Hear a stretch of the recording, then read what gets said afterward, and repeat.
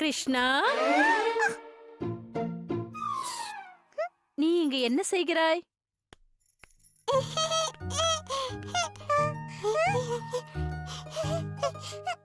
இவன் தான் வெண்ணையை திருடியவன், நான் இல்லை.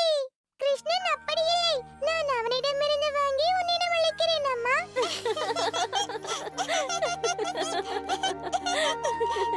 ஓ கிருஷ்ணா, உன்னை போல் ஒரு செல்லமான குழந்தையை நான் பார்த்ததே இல்லை.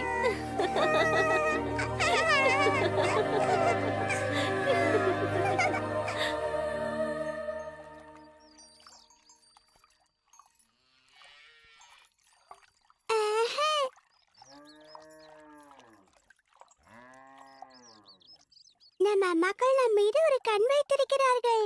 ருசியான பாலையும் வெண்ணையும் திருடுவதற்கு இன்று வாய்ப்பு இல்லை. நிச்சயம் திருடலாமே. எப்படி? அந்த கன்றை போல.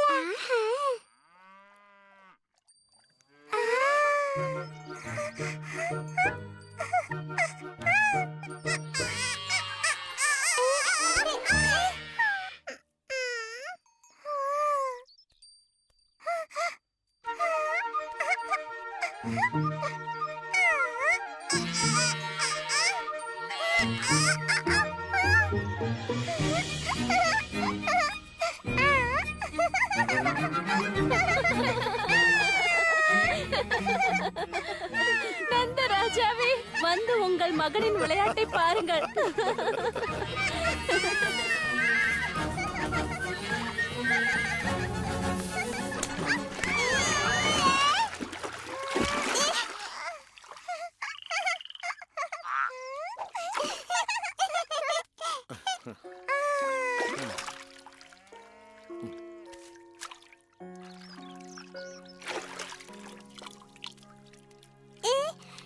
கிருஷ்ணனுக்கு தண்டனை கொடுக்க போகிறீர்களா?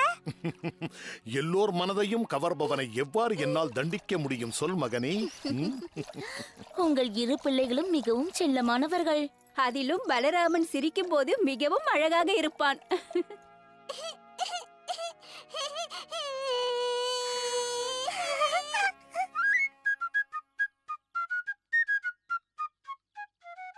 நாம் எப்போது தவறு செய்தாலும் நம் பெற்றோர்கள் நம் மீது கோபிப்பதில்லை. நாம் என்ன செய்வது கிருஷ்ணா? அதிகமாக செய்ய வேண்டும். எதை அதிகமாக? தவறுகளை. அதிகமாக சின்ன சின்ன தவறுகளை செய்யலாம்.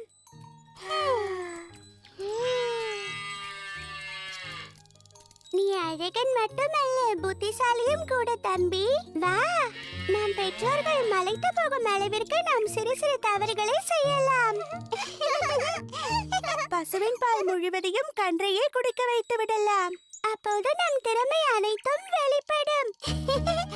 எல்லாவற்றையும் அழைத்துவிடு.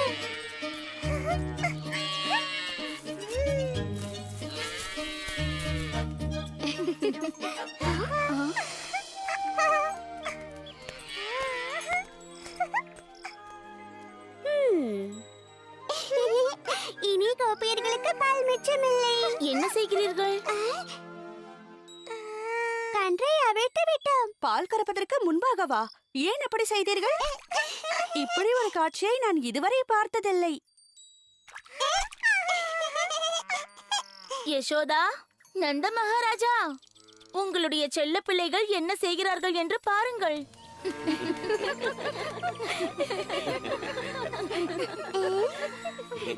பிருந்தாவனத்தில் மிக புத்திசாலியான குழந்தைகள் நாங்கள் தானே.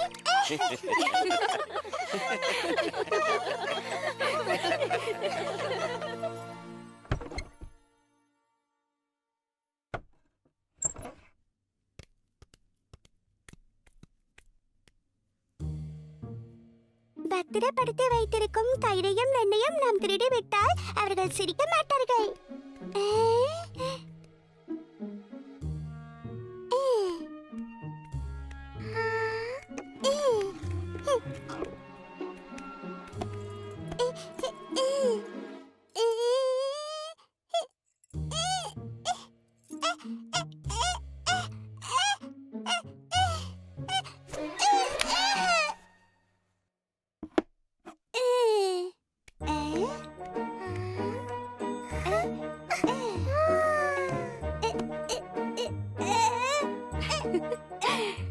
வெண்ணெய் பானையை ஏன் அங்கு வைத்தேன் என்று புரிந்ததா?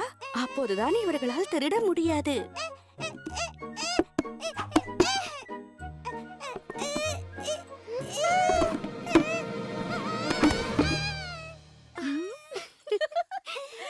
கிடைத்தது. இதை வைத்து என்ன செய்ய போகிறாய்? மழை வர வைக்கப் போகிறேன். எனக்கு மழை எல்லாம் வேண்டாம், வெண்ணெய் தான் வேண்டும்.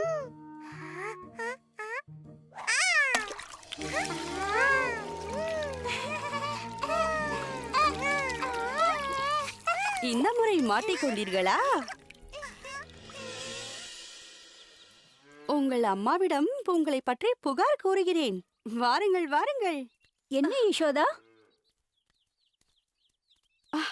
நீ உன் குழந்தைகளுக்கு தண்டனை தந்தே ஆக வேண்டும். அவர்கள் வெண்ணெயை திருடும் போது மீண்டும் என்னிடம் மாட்டிக்கொண்டார்கள். இது உண்மைதானா? வெண்ணெயை நாங்கள் தான் திருடினோம். அதை திருடி உண்டு விட்டோம்.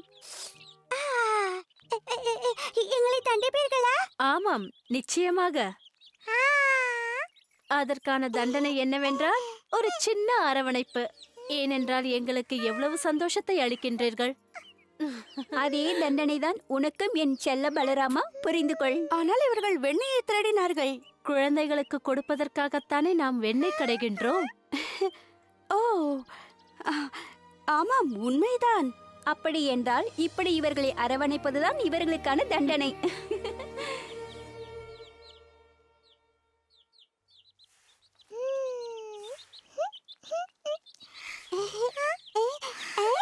உனக்கு என்ன பைத்தியமா?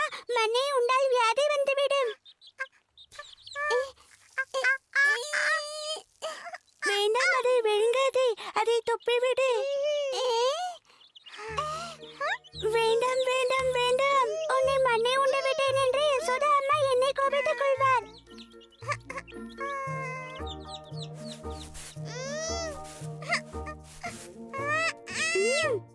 இதில் என் தவறு எதுவும் இல்லை. எதுவும் தவறில்லை என்கிறாய்? கிருஷ்ணனுக்கு வியாதி வந்தால் அதை உண்ண வேண்டாம் என்று கூறினேன். எதை உண்டான்? மண். இது உண்மையா? நீ மண்ணை உண்டாயா? அவன் போய் கூறுகிறான். அவன் வாயை பாருங்கள். என்னுடைய செல்ல கண்ணா, உன் அண்ணன் எவ்வளவு கவலைப்படுகிறான் பாரு. ஏன் நீ மண்ணை உண்டாய்? அவன் மண்ணை உண்டதை நீ பார்த்தாயா பலராமா? பார்த்தேன். உண்மையை அறிந்து கொள்ள ஒரே ஒரு வழிதான் இருக்கிறது. கிருஷ்ணா, நீ சொல்வது உண்மை என்றால் நீ உன் வாயை திறந்து காட்டு, நான் பார்க்கிறேன்.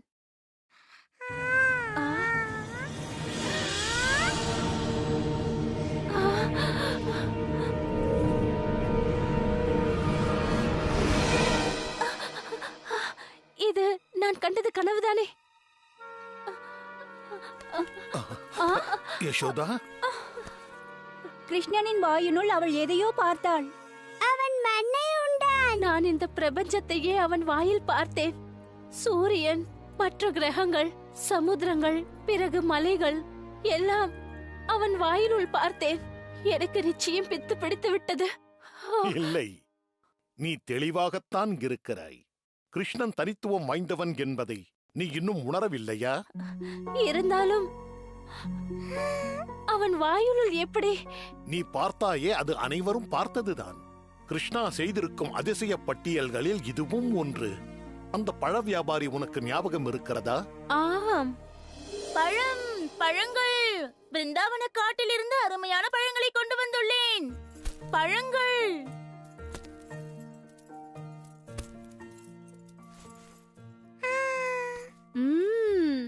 இந்த மாம்பழத்தின் வாசனை மிகவும் நன்றாக இருக்கிறது கிருஷ்ணா. நீங்கள் கொண்டு வந்திருக்கும் மாம்பழத்திற்கு இணையாக ஒரு கூடை நெல் தரலாமா? நிச்சயமாக மகாராஜாவே, தாங்கள் தான் பரந்த உள்ளம் படைத்தவராயிற்றே.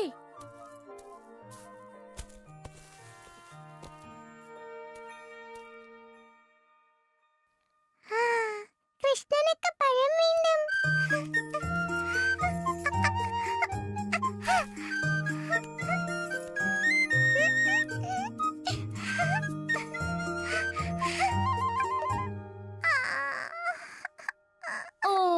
நீ அழ வேண்டாம் செல்ல கண்ணா. எனது பழங்களுக்கு இதுவே எனக்கு அதிகம்தான்.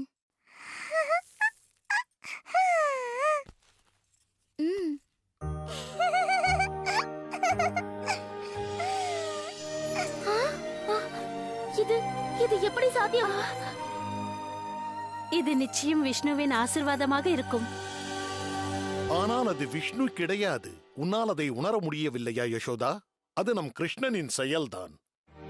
ஆனால் எப்படி பறந்து விரிந்திருக்கும் பிரபஞ்சமானது இவனுடைய வாயினுள் எப்படி இருக்க முடியும்? முதலில் உன் வாயை திறந்து காட்டு. பார்த்தீர்களா, வாயில் மண்தான் இருக்கிறது. அது உண்மை இல்லை என்று எனக்கு தெரியும். நிச்சயம் எனக்கு பித்து பிடித்து விட்டது. இல்லை, அது நமது புதல்வனின் மாய சக்திதான். அது மட்டுமல்ல, பிறந்த குழந்தையாய் இருக்கும் பொழுதே பெரியவர்களால் செய்ய முடியாத அதிசயங்களை அவன் செய்யவில்லையா? உதாரணத்திற்கு பூதகி என்னும் அரக்கி நம்மிடம் வந்தாள் அல்லவா? உன் மகன் மிகவும் அழகாக இருக்கிறான் யசோதா. வளர்ந்ததும் உங்களைப் போல் மிக நல்ல மனிதராக வருவான் நந்தகோபரே. அதுதான் கடவுளின் ஆசி என்றால் அவ்வாறே ஆகட்டும். ஆனால் இப்போதைக்கு நாம் எச்சரிக்கையோடு இருக்க வேண்டும். காரணம், கொடூர அரக்கனான கம்சன் பிரச்சனைகளை உருவாக்குகிறான். அவனுடைய கெட்ட எண்ணங்கள் நமக்கு பாதிப்பை உண்டாக்குகிறது.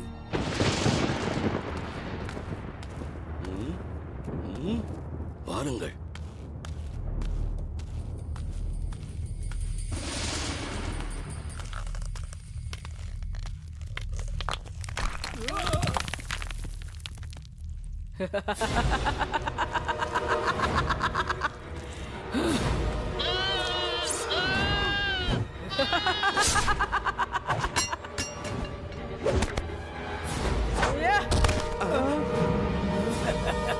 மனித குழந்தைகளிடமும் நீ இப்படித்தான் நடந்து கொள்வாயா பூதகி? உன்னை பலியாக்குவதற்கு முன்னால் நீ யார் என்ன என்பதை தெரிவித்துவிடு.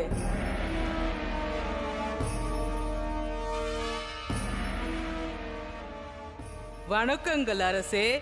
உன்னுடைய திறமை எனக்கு தேவை பூதகி.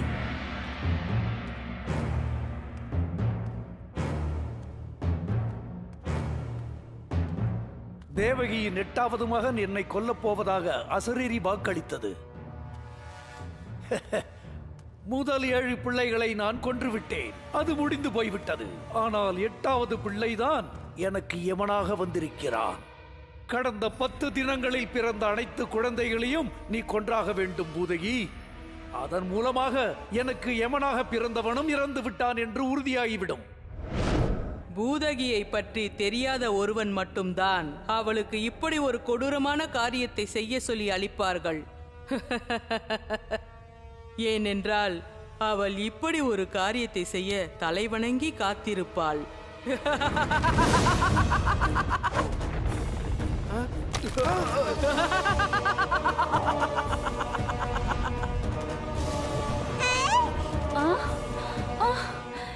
என் பிள்ளை எங்கே? என் பிள்ளை எங்கே? என் யசோதைக்கும் பிறந்த குழந்தையை நீங்கள் பார்த்தீர்களா? கிருஷ்ணன் தானே அழகாக இருக்கிறான். தெய்வம் போல் இருக்கிறான். அவன் அருகில் இருக்கும் பொழுது நான் மறந்து என் நினைவை இழந்து விட்டேன். சிறுவனாக இருந்தாலும் எவ்வளவு அற்புதமான சக்திகள் அவனிடம் இருக்கிறது. நிச்சயம் அவன் ஒரு தேவலோகவாசிதான். கிருஷ்ணா, தெய்வமா? அரசர் சொன்னது இவனாகத்தான் இருக்க வேண்டும். ஆனால் இவர் கூறுவது போல் சக்திசாலி என்றால் அவன் ஆபத்தானவனாகவும் இருக்கலாமே. அவனுக்காக நான் தயாராக இருக்க வேண்டும்.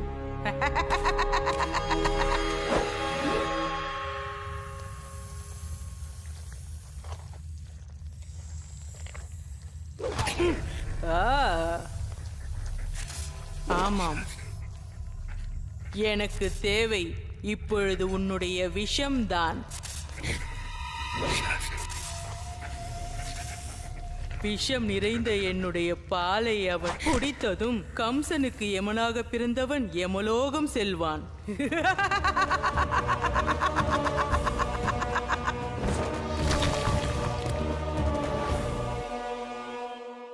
இந்த தெய்வ குழந்தையை ஒரு அறைக்கு தேடி வந்தாள் என்றால் இந்த கிராம மக்கள் என்னை தாக்கக்கூடும்.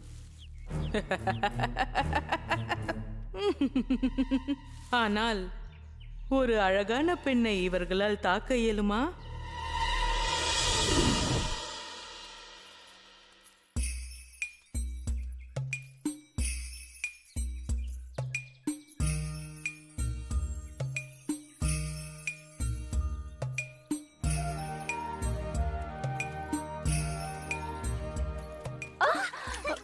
பார்த்து வரக்கூடாதா? கிருஷ்ணன் என்ற பெயருள்ள குழந்தை எங்கிருக்கிறான்? நன்றி. நிச்சயமாக அவளுக்கு தெய்வ கடாட்சம் இருக்க வேண்டும். உண்மைதான். இதுவரை இவ்வளவு கவரக்கூடிய ஒரு பெண்ணை நான் பார்த்ததே இல்லை. கண்ணில் எவ்வளவு அழகாக உள்ளது, பார்த்துக் கொண்டே இருக்கலாம் போலல்லவா உள்ளது. எவ்வளவு அழகாக இருக்கிறான். தெய்வ குழந்தைதான்.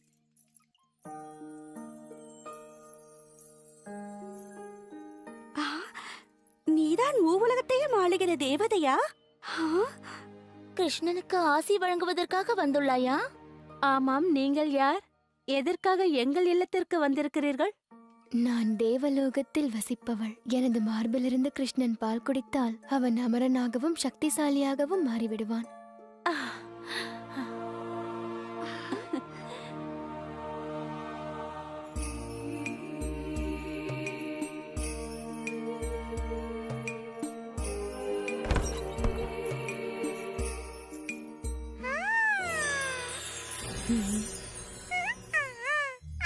இவனுக்கு இருக்கும் சக்தியை வைத்து இவன் முழு பிரபஞ்சத்தையும் அழித்துவிட முடியும். இவன் என்னை கொல்வதற்கு முன்னால் நான் ஜாக்கிரதையாக இவனை கொன்றுவிட வேண்டும்.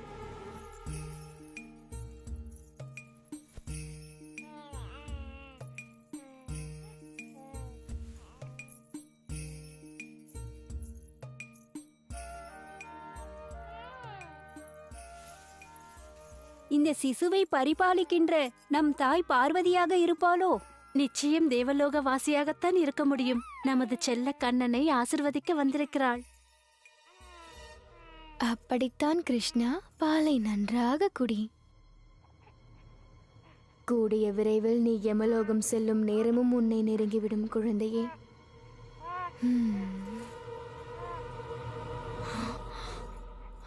போதும், நிறுத்து. வேண்டாம். நீ என்னை இப்போது கொல்ல பார்க்கிறாய். என்னை விட்டுவிடு!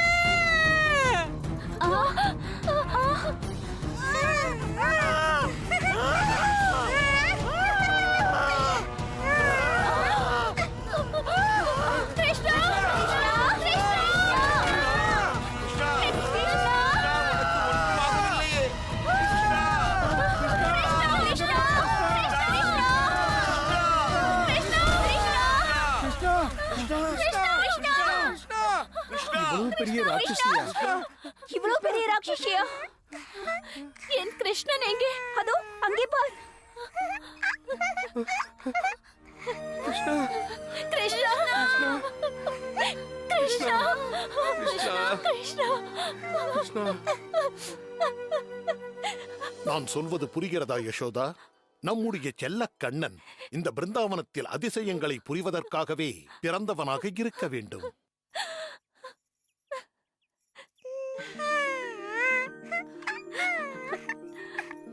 ஓ கிருஷ்ணா, இந்த அண்ட சராசரத்தில் உனக்கு இணையாக ஒரு குழந்தை இருக்க முடியுமா என்று நான் எப்படி சந்தேகப்பட்டேன் கிருஷ்ணா.